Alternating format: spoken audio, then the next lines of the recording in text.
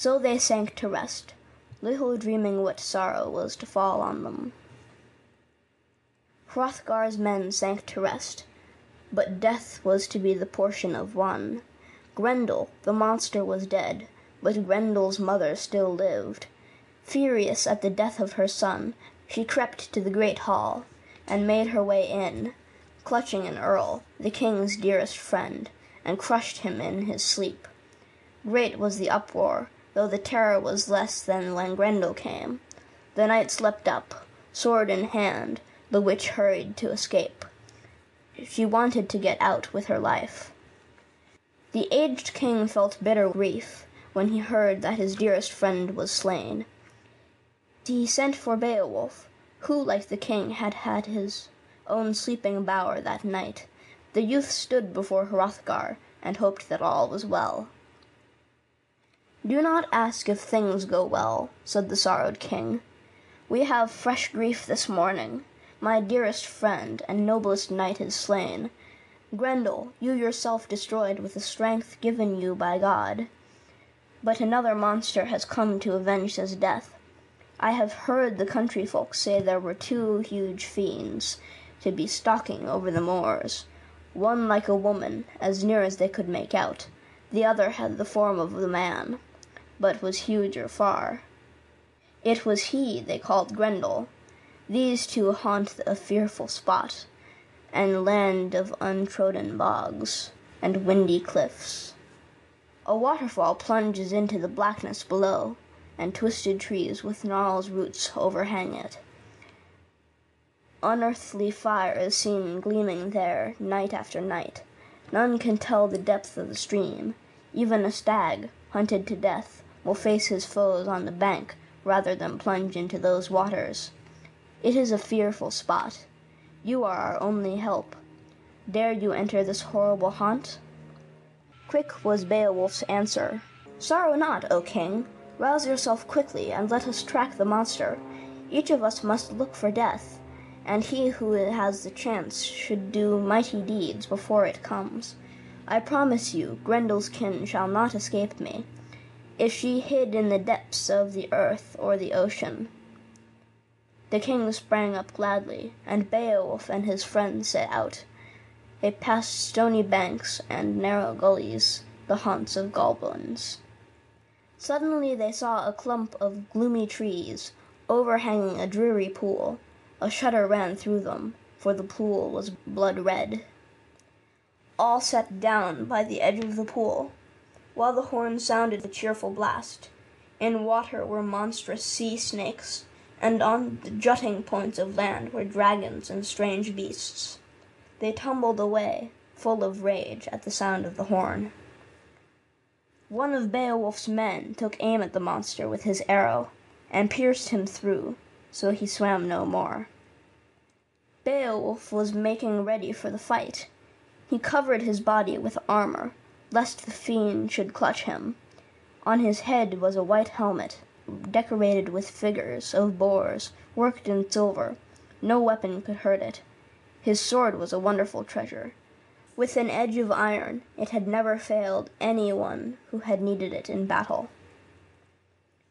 "Be like a father to my men, if I perish," said Beowulf to Hrothgar, "and send the rich gifts you have given me to my king. He will see that I had good fortune while life lasted. Either I will win fame, or death shall take me." He dashed away, plunging headlong into the pool. It took nearly the whole day before he reached the bottom.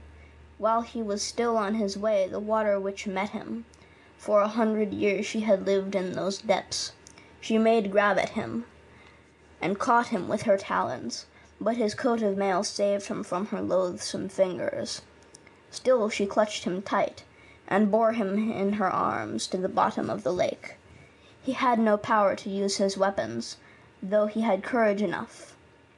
Water beasts swam after him and battered him with their tusks. Then he saw that he was in a vast hall, where there was no water, but a strange unearthly glowing of firelight. At once the fight began, but the sword would not bite. It failed its master in his need. For the first time its fame broke down. Away Beowulf threw it in anger, trusting to the strength of his hands. He cared nothing for his own life, for he thought but of honor. He seized the witch by the shoulder, and swayed her so that she sank on the pavement. Quickly she recovered, and closed in on him. He staggered and fell, worn out. She sat on him and drew her knife to take his life. But his good mail coat turned the point.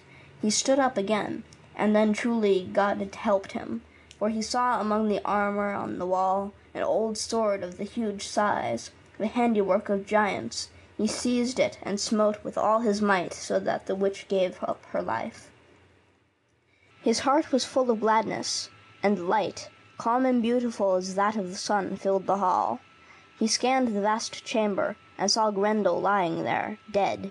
He cut off his head as a trophy for King Hrothgar, whose men the fiend had killed and devoured. Now those men, who were seated on the banks of the pool, watching with Hrothgar, saw that the water was tinged with blood. Then the old men spoke together of the brave Beowulf, saying they feared they would never see him again. The day was waning fast, so they and the king went homeward.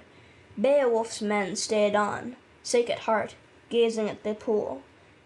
They longed but did not expect to see their lord and master. Under the depths, Beowulf was making his way to them. The magic sword melted in his hand, like snow in sunshine. Only the hilt remained, so venomous was the fiend that had been slain therewith. He brought nothing more with him than the hilt, and Grendel's head. Up he rose through the waters, where the furious sea beasts had chased them. Now not one was to be seen. The depths were purified when the witch lost her life. So he came to land, bravely swimming, bearing his spoils. His men saw him. They thanked God, and ran to free him of his armor. They rejoiced to get sight of him, sound and whole.